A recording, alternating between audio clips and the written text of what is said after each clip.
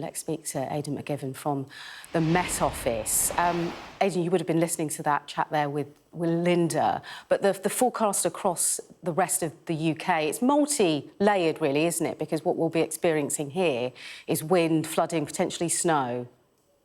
There are lots of warnings across the UK for wind, rain and snow, and what we're seeing is some heavy snow, first of all, across the mountains of central and northern Scotland. That could cause some issues. Rain as well has been heavy through the night across much of western and southern UK. That's now easing off, and so the main concern are the winds, and those winds are at the moment peaking across Northern Ireland. We've seen the strongest winds in Northern Ireland since 1998, the Boxing Day storm of 1998. But the peak winds are moving northeastwards, so they're yet to peak across parts of Scotland. We can expect that peak to occur early to mid-afternoon across the central belt and southwest Scotland. And then those strongest winds, the 80 to 90 mile per hour wind gusts, and in one or two spots, the potential for 100 mile per hour wind gusts. Those strong winds are moving north during the rest of the day, peaking across northern Scotland by the end of the day. And even when you move away from that immediate red warning, people that are living under an amber warning, it's still quite dangerous, isn't it? Absolutely. It doesn't pay to be complacent because you're not in the red warning area. Similar impacts can occur in the amber warning areas. So it's definitely a serious system that we're dealing with, and an amber warning extends from the north of Scotland down to the north of England and North Wales. And for northern Scotland, that amber warning's valid until tomorrow morning. So those very strong winds causing impacts such as power cuts that we've already seen in places, but those impacts could escalate even further. Transport disruption, dangerous conditions, including falling trees, flying debris, and advice just to stay at home and avoid travelling if at all possible. Whether you're in the red area or the amber area, that would be very sensible advice to pay close attention to.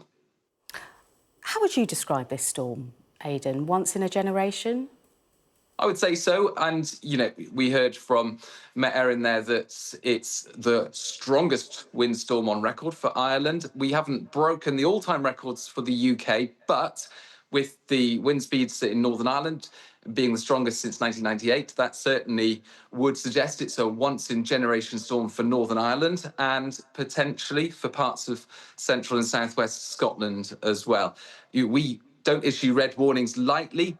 I know there were some red warnings issued for Storm Dara as well. That was also a very powerful system. But this storm is on another scale, yet again, causing widespread severe disruption and a danger to life. And yeah, it's definitely one to take seriously during the rest of the day. Yeah, overnight we saw those record winds recorded in Ireland. It was Mace Head, it's 114 miles per hour. How concerning are those kind of record-breaking speeds?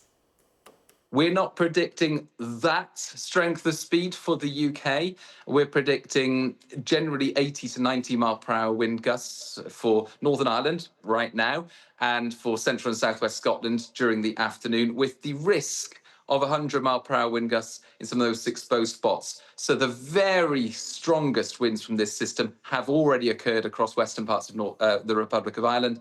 However, we're still talking about very dangerous winds for the UK during the rest of the day. And then, just lastly, for the rest of the day, how can we expect things to play out in England? So for England and Wales, the worst of the winds have now moved through, although the far north of England will continue to see the winds strengthening during the rest of the day. It's an easing of the winds from the south of the UK during the rest of the day, whilst the strongest winds move north initially into central and southwest Scotland, and then later on through the afternoon and the evening, central and northern Scotland will experience those very strong winds, accompanied by heavy showers and some mountain snow as well. Whilst further south, actually, brighter skies have already appeared, the rain is easing, and we're going to see a more settled end to the day in the south.